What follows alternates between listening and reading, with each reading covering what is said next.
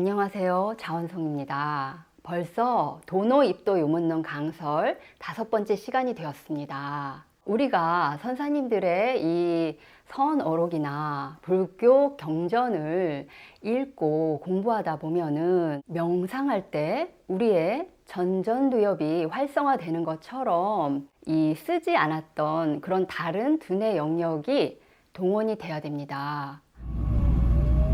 우리의 신체에 쓰지 않은 근육을 쓰게 되면 익숙하지 않고 또 좀 힘들고 그런 것처럼 우리가 읽어내려갈 때 좀 난해하거나 무슨 얘기인지 모르겠고 하는 그런 고통이 뒤따르게 되는 것이지요. 그치만 우리가 이 쓰지 않은 근육을 모두 다 쓰게 되면 우리의 신체가 더욱더 건강해지는 것처럼 이렇게 다른 영역의 두뇌를 쓰게 되면 우리의 사고 영역이 점차로 넓어져서 내 두뇌 의식이 개발이 되고 또 입체적으로 사고하게 되고 또 창의력이 저절로 나오게 됩니다.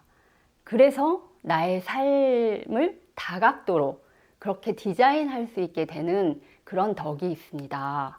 자, 오늘은 물처럼 바람처럼 무주처와 무주심에 대해 이야기해 보겠습니다. 제4장 무주처와 무주심. 마음이 어느 곳에 머물러야 바로 머무는 것입니까? 머무는 곳이 없는 데에 머무는 것이 바로 머무는 것이니라. 우리의 망념이 이렇게 일어나지 않고 모두 다 떨어져 나가서 머무는 곳이 없어질 때 그때 머무는 곳이 없는 데에 머무는 것이 되고 그게 바로 머무는 것입니다. 어떤 것이 머무는 곳이 없는 것입니까? 일체처에 머물지 아니함이 곧 머무는 곳이 없는 데에 머무는 것이니라. 일체처에 머물지 않는다는 것이 무엇일까요? 우리가 그 일체처에 머물지 않는다라는 것은 무심을 가지고 일체를 대한다는 것입니다. 그러니까 마음이 머무름이 있으면 유심이 되고 머무르지 아니하면 무심이 되거든요. 근데 이 무심이라는 것은 지난 시간에 얘기했듯이 일체 존재들과 시간, 공간, 그리고 물질에 대해서 완전하게 집착을 하지 않아서 독립적으로 되어 있어서 번뇌망상이 이제 없는 것이 됩니다. 그래서 무심은 즉 무주가 되는 것이지요.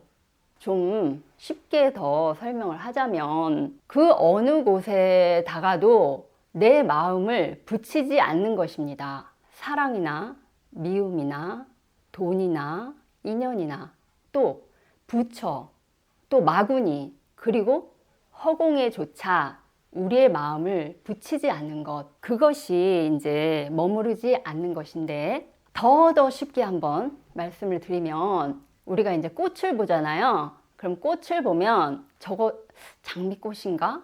뭐 개나리인가? 이렇게 먼저 생각을 하고 그 다음에 예쁘다 혹은 뭐 왜 색깔이 저래? 하면서 장미꽃이라는 명이 생기고 이름 그리고 예쁘다 뭐 안 예쁘다 하는 양변에 치우친 것 중에 하나가 선택되어져서 거기에 이제 마음이 고정돼서 그로부터 해서 왜 저렇게 저 꽃은 왜 저기에 있지? 하면서 끊임없이 망상이 일어나게 돼요. 그렇게 되면은 거기에 완전히 머물게 되는 것이죠. 이것이 없어지는 것이 무주처입니다. 머무르지 않은 것이죠. 그리고 계속 읽어보겠습니다. 어떤 것이 일체처에 머물지 아니하는 것입니까? 했더니 일체처에 머물지 아니한다 함은 서나, 유무, 내외, 중간에 머물지 아니하며 공에도 머물지 아니하며 또 공 아님에도 머물지 아니하며 선정에도 머물지 아니하며 선정 아님에도 머물지 아니함이 일체에 머물지 아니함이니 다만 일체처에 머물지 아니하는 것이 곧 머무는 곳이니라.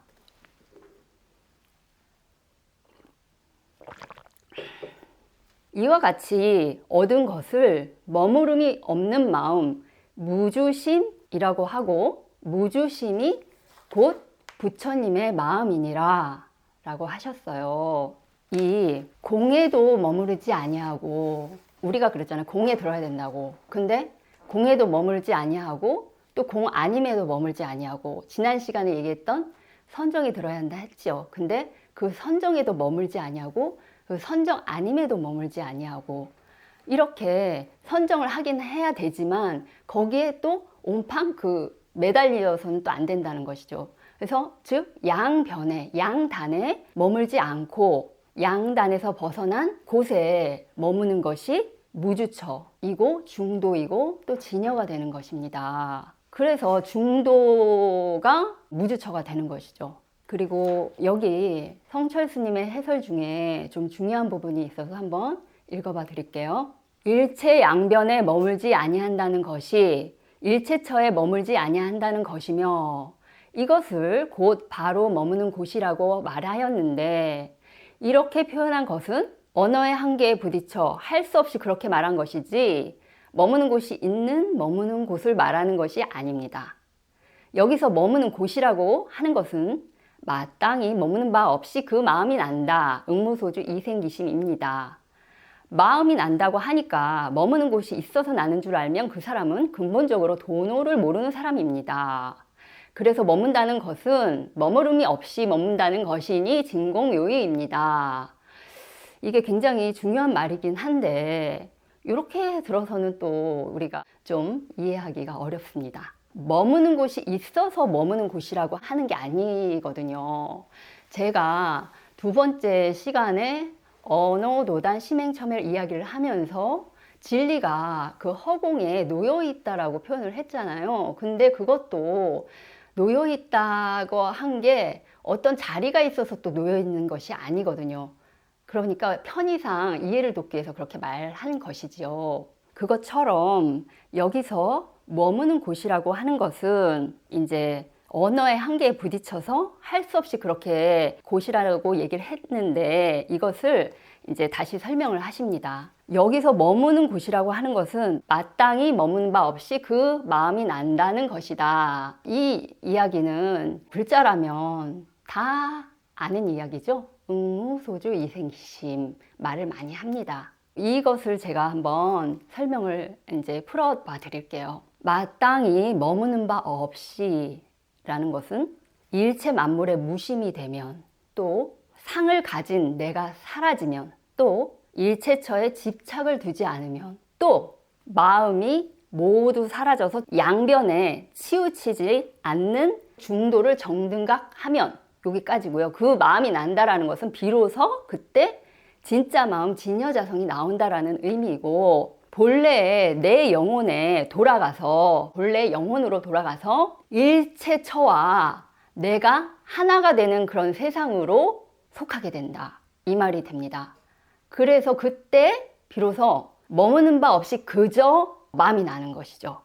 그래서 마땅히 머무는 바 없이까지는 진공을 의미하고, 그 마음이 난다는 묘유입니다. 그래서 여기서 진공묘유라는 그런 또 중요한 말이 나오는데요. 성철 스님이 머무름이 없이 머문다는 것이니 진공묘유입니다 했는데, 머무름이 없이까지는 진공입니다. 그리고 머문다는 것이니 이것이 묘유인데, 진공은 진짜 공에 들어가면, 여기서 묘라는 것은 영혼 세계를 의미합니다. 영혼 세계에 들어가서 비로소 생겨난다. 다시 재창조돼서 모든 것이 무리 없이 해결돼 버리는 그런 영혼 세계의 이야기가 되는 것이죠. 영적 자아가 그렇게 주체가 되어서 영혼 세계에서 재창조되는 것입니다. 이것을 비유를 여러 개 들어볼게요. 번뇌 즉 볼이라는 말이 있죠. 번뇌를 공에 들어가서 떨쳐버리면, 다 없애버리면 깨달음이 그때 나오게 되죠. 보리가 되죠. 그러니까 이것도 역시 진공으로 들어가면 묘유, 보리가 되는 것이죠. 번뇌가 보리가 되어버리는 그런 대단한 일이죠, 한마디로. 번뇌가 없어져서 어떻게 깨달음으로 될까요? 진공묘유이기 때문에, 묘유가 되기 때문에, 공을 통해서 하는 것이기 때문에 그렇게 가능하게 되는 것이죠. 신비로운 일이죠, 한마디로. 그리고 다른 예를 한번 더 들어보겠습니다. 저희가 기도를 하죠. 기도를 할 때 그 기도의 대상을 머릿속에 떠올리면서 아주 일념으로 백일 기도도 하고 뭐 천일 기도도 하고 그 어떤 대상을 위해서 기도를 합니다. 이렇게 기도하는 것은 기도의 시작이라고 할 수 있고요. 한 차원 높여서 하는 기도는 뭐냐면 무의 기도라고 합니다. 이 무의 기도라 함은 무의라는 게 함이 없이 하는 것이잖아요. 함이 없는 함. 근데 이 함이 없는까지가 진공입니다. 공으로 들어가서 함, 묘유. 그때 비로소 진정한 기도를 하게 된다라는 의미거든요. 무의 기도가요. 그래서 내가 기도해 주는 사람의 상을 떠올리지 않아도 생각을 하지 않아도 삼매와 공을 통해서 상대의 참 실체가 내게 담겨지게 됩니다. 공을 통하고 삼매를 통하면은요. 그래서 그때 비로소 나의 기도가 재창조됩니다. 그러니까 그들의 온전한 실체가 내게 담겨서 내가 곧 상대가 됩니다. 이때 상대도 진공의 힘으로 묘유가 되고 또 나도 묘유가 됩니다. 이때 진정으로 신과 자연과 나의 힘이 하나로 크게 합쳐져서 가장 크게 상대에게 전달이 되는 것이죠. 이것이 진공묘유 차원에서 이루어지는 최상의 기도입니다. 진리 차원에서의 최고 수준의 기도라고 볼 수 있습니다. 이 장의 마지막 단락을 한번 읽어보겠습니다. 그 마음은 어떤 물건과 같습니까? 그 마음이라는 것은 여기서 무주심이죠. 그 마음은 푸른 것도 아니며 누런 것도 아니며 붉은 것도 아니며 흰 것도 아니며 긴 것도 아니며 짧은 것도 아니며 가는 것도 아니고 오는 것도 아니고 더러운 것도 아니고 깨끗한 것도 아니고 나는 것도 아니며 없어지는 것도 아니어서 다면하고 항상 고요한 이것이 본래 마음의 형상이며 또 본래 몸이니 본래 몸이란 곧 부처의 몸이니라 라고 마무리를 지으셨습니다. 이것은 짧고 길고 양단에 머무는 마음이 없어져서 중도를 정등각하는 게 무주심이고 또 여기서 다면하고 항상 고요하다라는 의미는 다면하다라는 것은 편안하고 청정하고 또 상적은 항상 고요하고 그런 상태 우리 본래 자성이 드러났을 때 그런 상태이죠. 그런 상태가 무주심이라는 것입니다. 그래서 여기까지 이제 내용을 정리해 봐 드렸고요. 이제 우리가 이렇게 좀 공부를 했지만, 뭐, 대략적으로 이제 와닿기는 하지만 실제 생활에서 우리가 머무르지 않는다라는 것에 대해서 좀 생각을 해 봐야 되겠죠. 우리 중생들은 이제 몸과 마음이 밖으로 항상 향해져 있어서 당장 보이는 밖의 물건이나 인연에 아주 시시각각 순간순간 차기 저절로 그냥 생기게 되죠. 그래서 머무르게 되는 거예요.